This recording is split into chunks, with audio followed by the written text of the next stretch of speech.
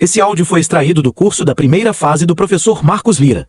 Para acessar o curso completo, acesse o link lá no Insta @MarcosLiraProf.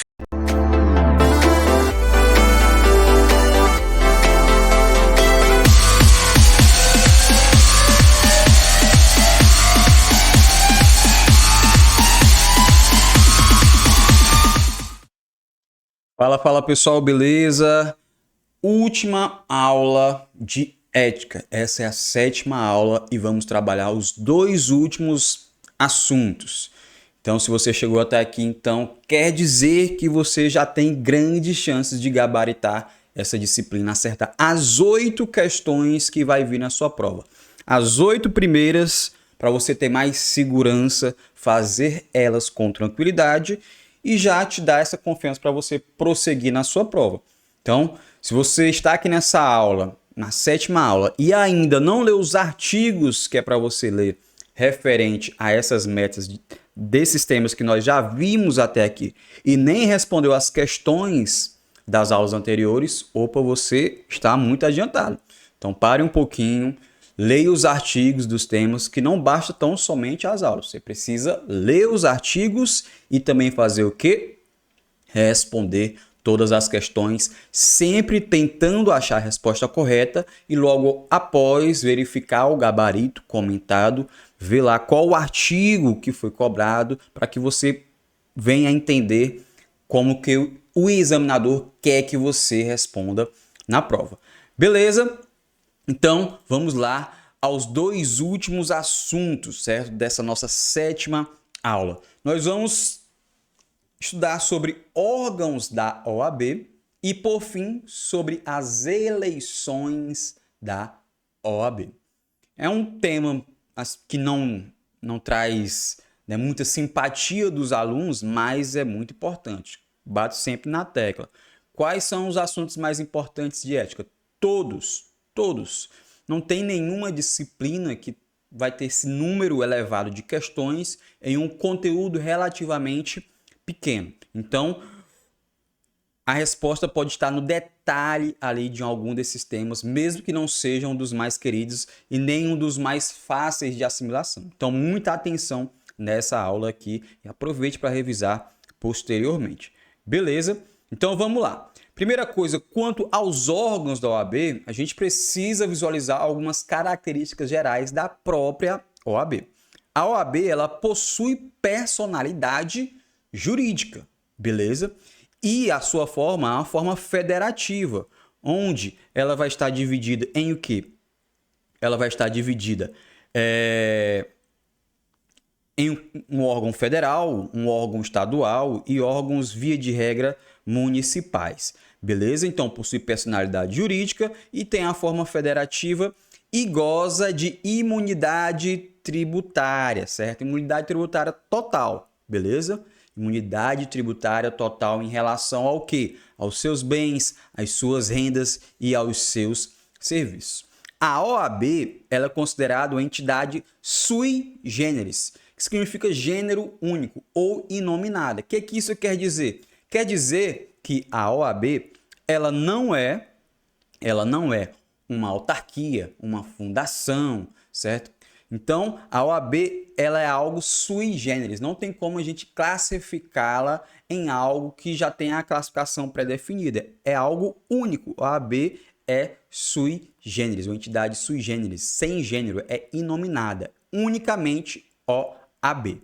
Beleza? Muita atenção que quanto ao pagamento da contribuição anual, que nós chamamos de anuidade, vai isentar os inscritos nos quadros da OAB ao pagamento obrigatório da contribuição sindical.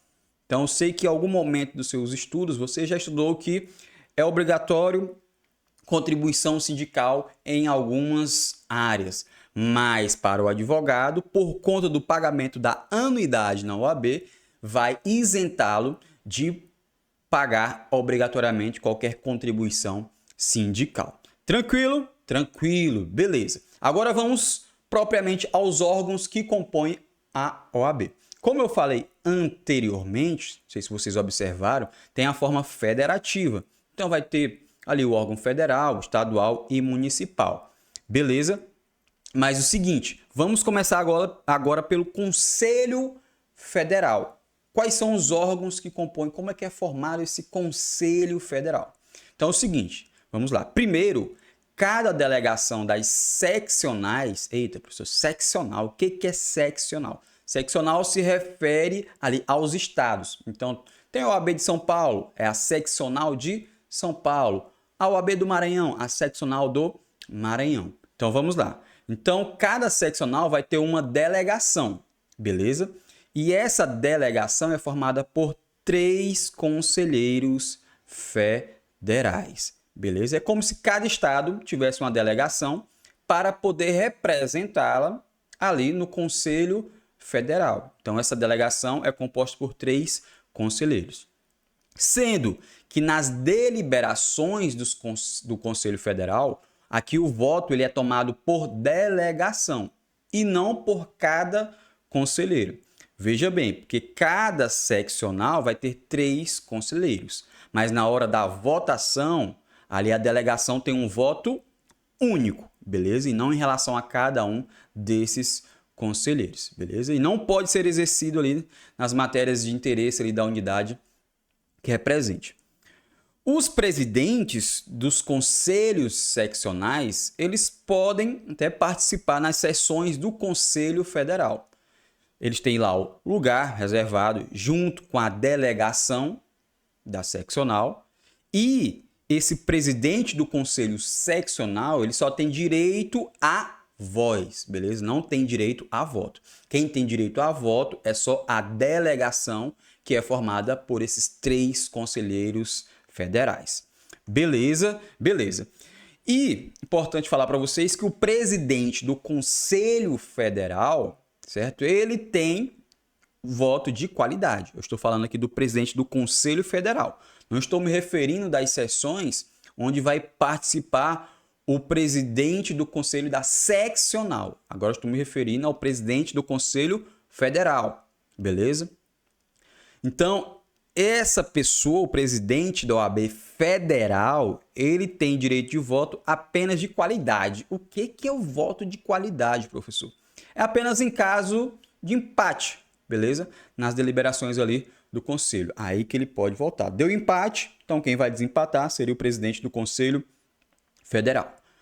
Muita atenção aqui quanto aos ex-presidentes. Os ex-presidentes, eles têm direito à voz nas sessões do Conselho. Então, eles podem participar, mesmo que eles não sejam mais presidentes, e têm direito à voz, beleza? Agora, o direito ao voto é assegurado apenas àqueles que exerceram o mandato antes, guardem esse dia, essa data específica, antes de 5 de junho de 1994 ou em seu exercício ali se encontrava nessa data específica. Então, a regra é o quê? É que os ex-presidentes só têm direito à voz. Mas agora, se esse ex-presidente, ele foi presidente ou era ali até antes de 5 de junho de 1994, além de ter o direito à voz, ele também tem direito ao voto. Beleza? Tranquilo. Temos também a presença do Instituto dos Advogados Brasileiros e a Federação Nacional dos Institutos dos Advogados do Brasil.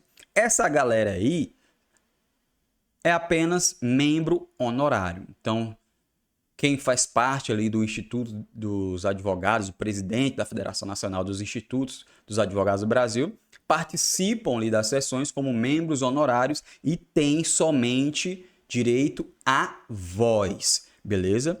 Na eleição para a escolha da diretoria do Conselho Federal, beleza? Vai ter eleição para a diretoria do Conselho Federal. Cada membro da delegação, aqui nesse caso, na hora da eleição da diretoria, cada membro da delegação, ou seja, aqueles 3 conselheiros de cada seccional, terá direito a 1 voto, beleza? A regra é que nas sessões a delegação é um voto único, mas na hora da eleição para a escolha da diretoria do Conselho Federal, cada membro da delegação terá direito a 1 voto, sendo vedado ali o voto ali aos membros honorários vitalícios. Tranquilo? E em caso de cargo vago de diretoria do Conselho Federal ou até mesmo do Conselho Seccional, inclusive do presidente, em virtude de quê? Em virtude da perda do mandato, ou de morte, ou de renúncia, o substituto ele deve ser eleito pelo conselho que ele se vincule dentre os seus membros. Beleza? Tranquilo. Agora, certo? Falamos do quê? Falamos aqui do Conselho Federal, agora vamos falar do Conselho Seccional. Como eu falei para vocês, é em âmbito estadual. Então, o Conselho Seccional são órgãos estaduais com sede em cada estado e, lembrando também que vamos ter do Distrito Federal, beleza? Todos os estados e do DF. O Conselho Seccional também possui personalidade jurídica própria. Quais são as competências do Conselho Seccional? Olha só, criação de subseções, aí subseções seria no âmbito municipal, e caixa de assistência, nós vamos falar das subseções ainda e das caixas de assistência. Também a competência do Conselho Seccional, fixação da tabela de honorários, com validade estadual. Então, cada estado vai ter a sua tabela de honorários. Fixação da anuidade. Cada estado tem um valor de anuidade diferente. Decisão de critérios sobre os trajes dos advogados. Eleição da lista ali de advogados que sejam indicados ao 5º Constitucional. Isso é de competência do Conselho Seccional. O Conselho Seccional ele é composto por quê? Por conselheiros em número proporcional aos seus inscritos. Beleza? Como que eu vou saber o número de conselheiros que tem em cada conselho seccional? Olha só. Abaixo de 3.000 advogados inscritos no conselho seccional, terá até 30 membros conselheiros. Eu desconheço algum estado, algum conselho seccional que tenha menos de 3.000 advogados inscritos, beleza? Então, acredito eu que todos ali têm mais de 3.000 advogados inscritos. Mas se for abaixo de 3.000 advogados inscritos, aquele conselho seccional vai ter até 30 membros conselheiros. Agora, a partir de 3.000 advogados inscritos naquele conselho seccional, aí nós vamos ter mais um membro por grupo completo de 3.000 inscritos, sendo o limite de até o total de 80 membros conselheiros. Então você já sabe qual o número máximo de conselheiros ali no conselho seccional. O número máximo é de 80 membros. Beleza, beleza. E os ex-presidentes aqui do conselho seccional são também considerados membros honorários vitalícios, tendo apenas somente o direito à voz em suas sessões. E o presidente do Instituto dos Advogados local é também membro honorário e tem apenas direito à voz, assim como os seus ex-presidentes, não tem direito ao voto. Quando presentes às sessões do Conselho Seccional, olha só, o presidente do Conselho Federal, certo? Os conselheiros federais que são integrantes da respectiva delegação, o presidente da Caixa de Assistência dos Advogados e os presidentes das subseções, esses têm direito também só à voz. Porque pode ser que tenha uma sessão do Conselho Seccional e o presidente do Conselho Federal se faça presente. Ele só vai ter direito à voz, não tem direito a voto. Beleza? Muita atenção a essa observação aqui, ó, que a alienação ou oneração de bens imóveis, certo? Olha, a OAB quer onerar ali, alienar um bem imóvel. Aí depende da aprovação do Conselho Federal ou do Conselho Seccional. Vai depender de onde que é ali a quem pertença aquele bem imóvel. Beleza? E cabe à diretoria do órgão decidir em caso de bens móveis. Tranquilo? Então, o conselho, seja ele federal ou da seccional, ele decide sobre alienação ou oneração de bens imóveis. Agora, se for um bem imóvel, cabe somente só à diretoria. Beleza? Vamos falar agora do que? Das subseções. Olha só, as subseções. Subseções são partes autônomas do conselho seccional. Essas subseções, via de regra, é em âmbito municipal. Lembre, conselho seccional estadual, conselho federal, âmbito federal. E em âmbito municipal nós temos as subseções. Então são partes autônomas do conselho seccional. Dos órgãos que compõem a OAB, a subseção, ela é a única que não possui personalidade jurídica. Conselho Federal tem personalidade jurídica, beleza? Conselho seccional tem personalidade jurídica. Caixa de Assistência dos Advogados tem personalidade jurídica. Mas as subseções não têm personalidade jurídica. E para eu criar as subseções, elas são criadas pelos conselhos seccionais. Após um estudo de viabilidade, que é realizado ali por comissões, especialmente designada pelo presidente do conselho seccional, e precisa ter pelo menos 15 advogados domiciliados profissionalmente ali naquele local que queira abrir uma subseção. Essa subseção ela pode abranger territorialmente tanto um município apenas, como mais de um município, ou até mesmo apenas parte de um município. Então pode ser que nós tenhamos ali 3 comarcas pequenas que não tem necessidade de ter uma subseção para cada uma. Então vamos criar uma subseção para esses 3 municípios, certo? Ou não, a cidade aqui tem um porte aqui bacana, já é grande, então não dá para juntar com outras comarcas, não, tem que ser só ela uma subseção. Ou pode ser que essa comarca seja gigantesca e fica de difícil administração, ela ser gerenciada ali por uma única subseção. Então, uma comarca que é enorme pode ter mais de uma subseção ali no mesmo município. Beleza? Então, olha só, havendo mais de 100 advogados, a subseção ela pode ser integrada também por um conselho em número de membros fixados pelo conselho seccional. Então, vai ter conselheiros? Se tiver mais de 100 advogados, vai ter ali os conselheiros e o número de conselheiros é fixado pelo conselho seccional. Então, também cabe ao conselho seccional fixar em seu orçamento dotações específicas destinadas à manutenção das subseções. Então, quem mantém ali o orçamento das subseções é o conselho seccional.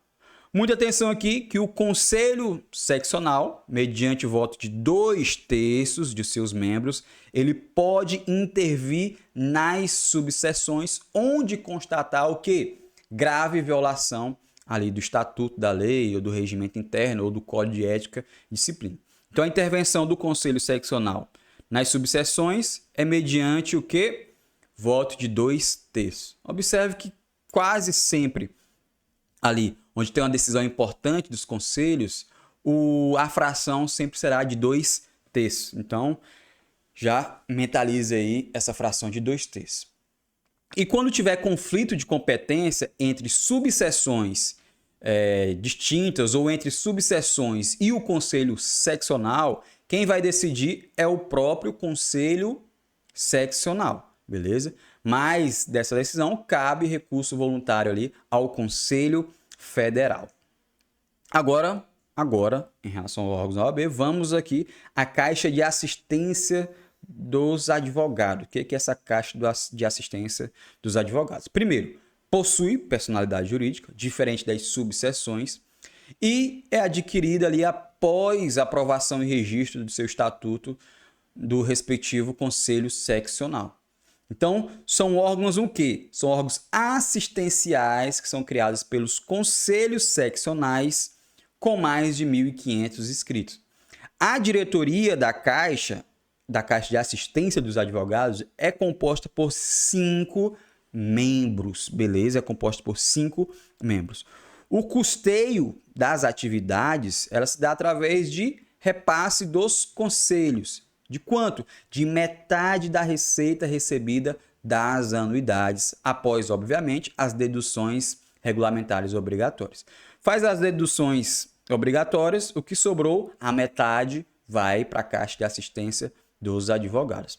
A finalidade aqui da Caixa de Assistência dos Advogados é a prestação de assistência aos advogados, podendo ainda promover até a seguridade complementar. Beleza? Além disso, tem a intervenção em que o Conselho Seccional também pode intervir na Caixa de Assistência dos Advogados mediante qual fração? Mais uma vez, 2/3 de seus membros, no caso de descumprimento de suas finalidades. Aí vai designar uma diretoria provisória enquanto durar essa intervenção. Beleza, beleza. Atenção aqui, ó. Em caso de extinção ou desativação da Caixa de Assistência dos Advogados, todo o seu patrimônio vai para onde? Vai ser revertido ao Conselho Seccional respectivo e não à subseção, é o Conselho Seccional. Os conflitos de competência entre Caixa de Assistência dos Advogados e o Conselho Seccional, aí vai ser decidido por quem? Pelo Conselho Federal. Beleza, ótimo, falamos sobre os órgãos da OAB. Agora vamos aos principais pontos das eleições. Primeiro, qual o período que ocorre as eleições? Elas vão ser realizadas na segunda quinzena do mês de novembro,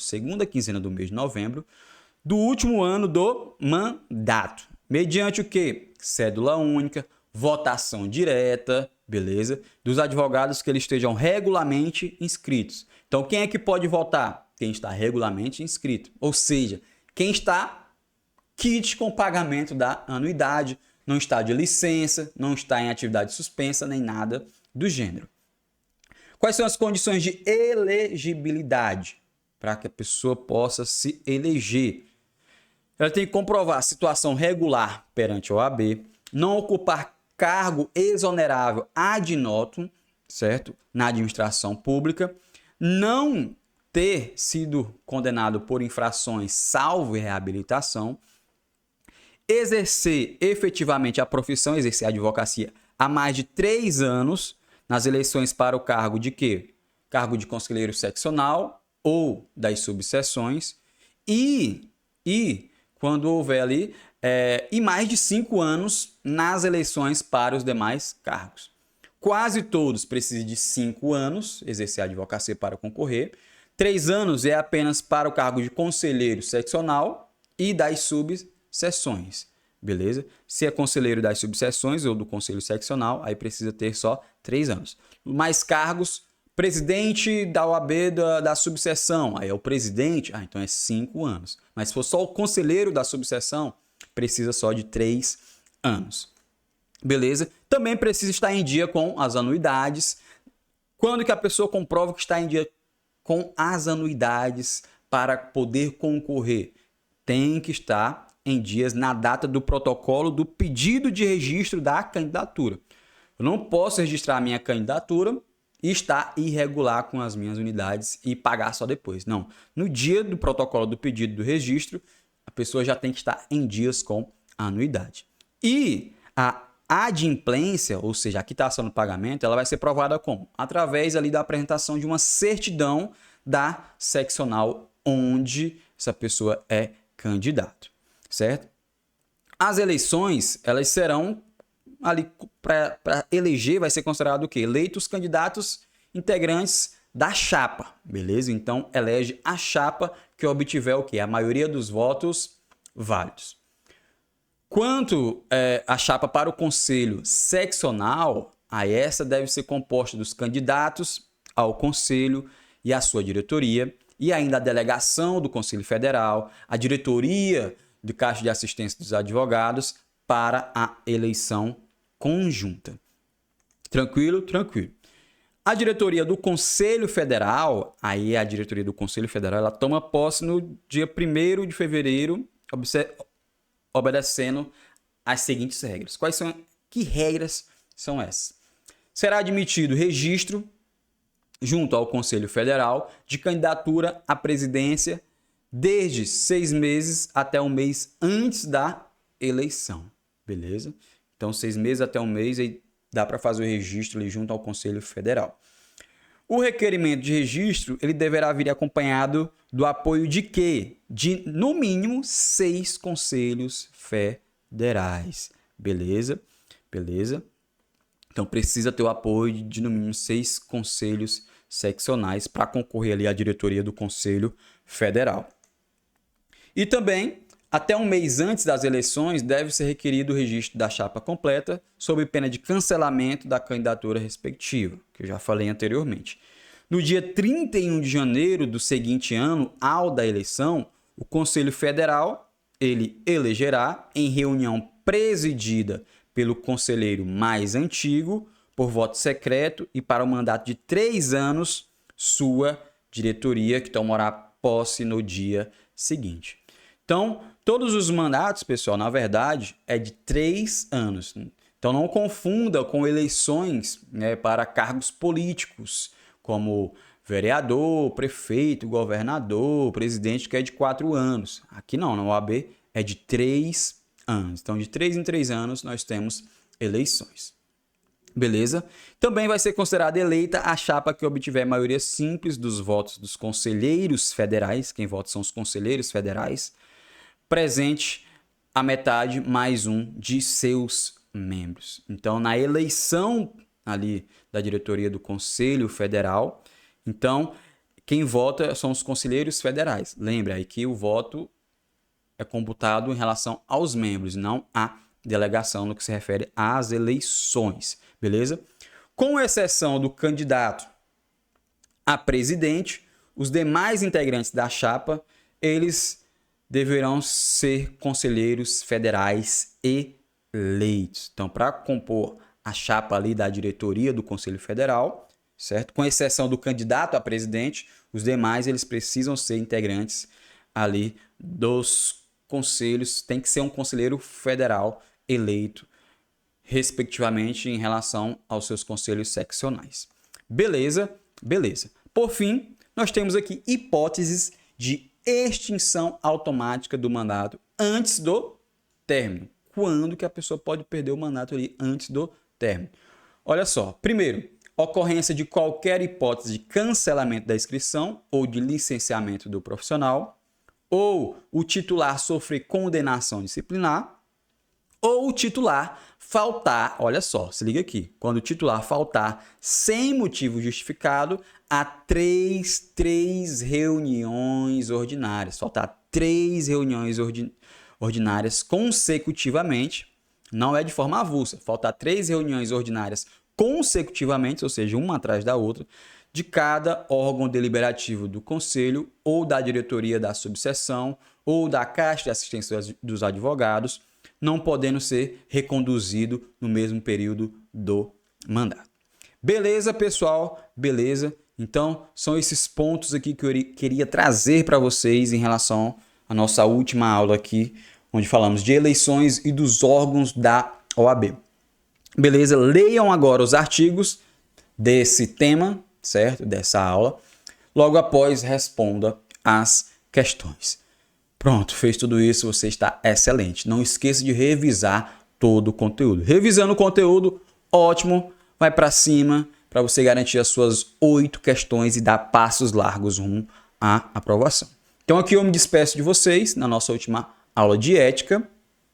Então, desejo ali sorte na sua sucessão dos seus estudos e vai dar tudo certo. A sua aprovação já está garantida. Depende de quê? Apenas de você. Chegou lá na hora da prova, olha, realmente eu me dediquei, eu me dei ao máximo, certo? Que tinha para estudar, eu estudei, certo? Professor, eu tinha 2 horas por dia para estudar, mas eu me dediquei, não faltei, deixei de estudar um dia ou outro, mas o tempo que eu me coloquei à disposição, os meses, as semanas, foi árdua, o máximo que eu podia, eu dei. Então, esse é o objetivo, certo? Porque nenhum estudo, ele é em vão. Então, a aprovação depende de vocês. Então, chegou lá na hora, tranquilo, chegou na hora da prova, o que você vai fazer? Olha, respirou, certo? Antes de sentar na sua cadeira para fazer a prova, vai lá ao banheiro, se alongue, certo? Ali, estique a cabeça, certo? Faça um exercício de respiração algumas vezes, certo? Depois, pare e ótimo, comece a responder sua prova. Respondeu ali 5 disciplinas, 6, já deu aquele cansaço, calma, peça para ir ao banheiro, faça o mesmo que você fez anteriormente. Coloque água ali na cara, lave o seu rosto, beleza? Se alongue novamente, dá uns pulinhos, tome água e dê sequência na sua prova. Beleza, pessoal? Então, forte abraço. Foi um prazer ter você aqui no Gabaritando Ética.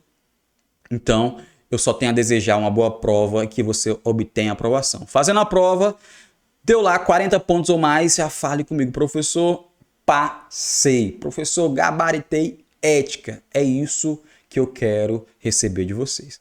Beleza, pessoal? Então, um forte abraço e eu estarei aqui sempre com vocês.